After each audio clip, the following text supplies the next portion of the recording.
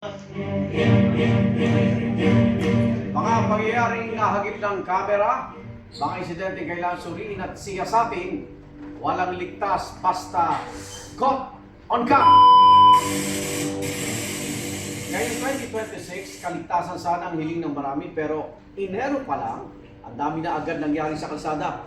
Simulan po natin yan sa viral na nagsuntukan, nagtadyakan at nagampasan ng mga rider.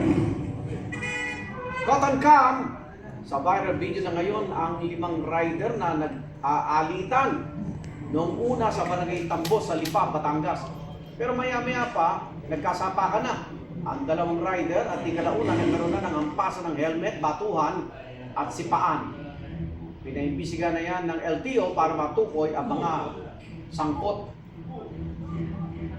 Isa pang caught on cam, tricycle driver na nag-viral din dahil sa pag-counterflow umano sa Quezon City at tila ng asar pa ng kasalubong na motorista. Paliwanag ng tricycle driver, ginawa umanong two-way ang daan doon kaya wala siyang nalabag. Pero napagkalamang paso ng rehistro ng kanyang tricycle at maging lisensya ng driver na yan. At caught on cam, 11 anyos na lalaki na sagasaan ng kotse sa pedestrian lane. Viral ang CCTV video na ito nakuha sa South Road National Highway sa Barangay Nabuslot, Pinamalayang, Oriental, Mindoro. Makikita ang batang lalaki na patawid sa pedestrian lane at nakitang paparating ang isang truck. Umatras siya pero sa sumunod na lane, may paparating ng humaharurot na sasakyan at nahagip na ang bata. Ang batang nahagip po ng sasakyan, patay.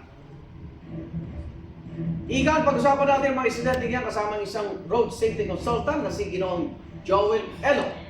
Sir Joel, magandang umaga po sa inyo. Magandang umaga po sa mga kapuso ko at sa ating mga advocate ng road safety. Yun! Joel, simulan natin ang rider na mga rider to, nagkasuntukan, hampasan ng helmet sa gitna ng kalsada.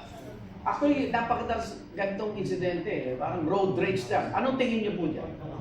Madalas mga kapatid, mga kaibigan, mga kapuso, ang mga aksidente sa kalsada, lalo na sa mga road rage. Kailangan po natin iwasan ang mga aksidente ganyan sa pamagitan ng mahabang pasensya. Karamihan kasi po ay nagbabadali palagi pagdating sa kalsada. So kailangan po daw, pwede kayo magkakaso pagdating sa revised penal code. Pwede kayo matanggalan ng lisensya pagdating sa road rage. So ingatan natin yan. Paano po maiwasan yan? Talagang mahabang pasensya lang po. Mahabang pasensya, road courtesy sa mga kapwa drivers. Alam At mo, hindi sabi- tayo na bumayari ng kalsada, ay gan, di Oo ba? nga eh. Ang sabi, kung umalis ka ng bahay mo, kailangan makarating kang buhay sa bahay. Yes, huwag tayong magmamadali. Mabuti pang mahuli kaysa mapaagat sa pangalawang buhay. Naku. Ito naman po tricycle driver na nag-counterflow dyan sa Quezon City, nang asar pa sa video. Hindi talaga daw nagka-counterflow dahil two-way daw yung kalsada. Pero main road po ito eh. Ano ho bang mga violation po niya?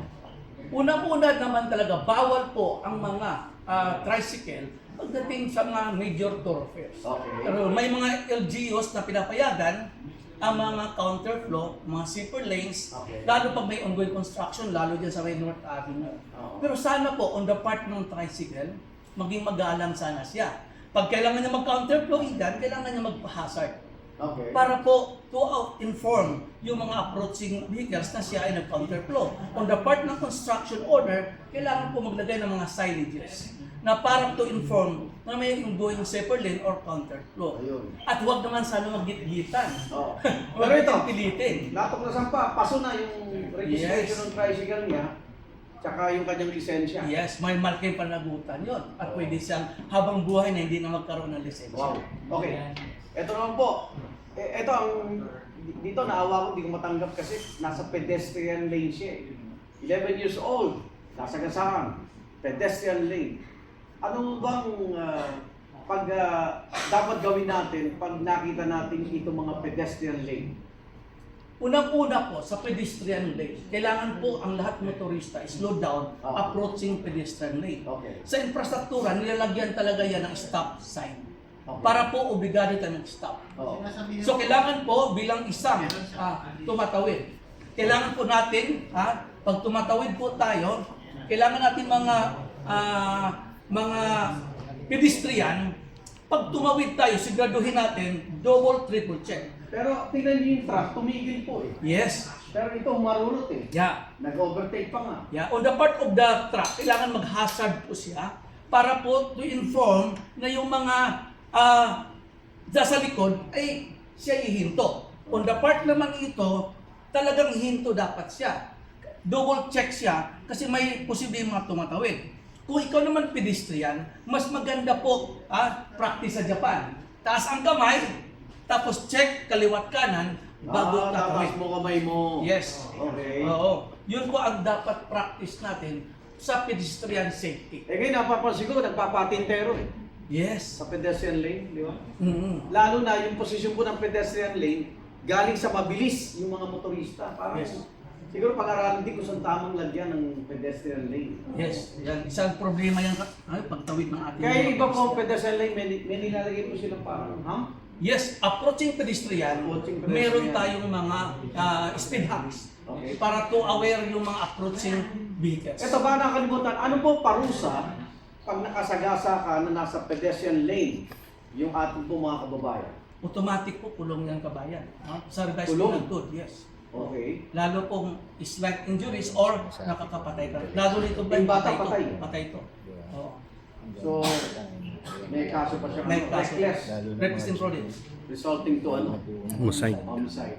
Okay, ano po paalala natin? Lalo sa mga tumatawid, Kadyo Ren? Bilis. Sa lahat mga tumatawid, at again sa mga pedestrian, kailangan po natin double check, triple check bago tayo tatawid. Ulitin ko, taas ang kamay, style Japan, at kailangan double check tayo Kawawa. bago tayo tatawid.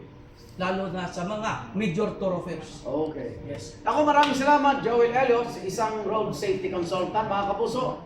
Ang mga insidenteng tulad yan, ang pinag-usapan natin, ating susuriin dahil simula ngayon, wala ng blind spot pagdating sa kaligtasan.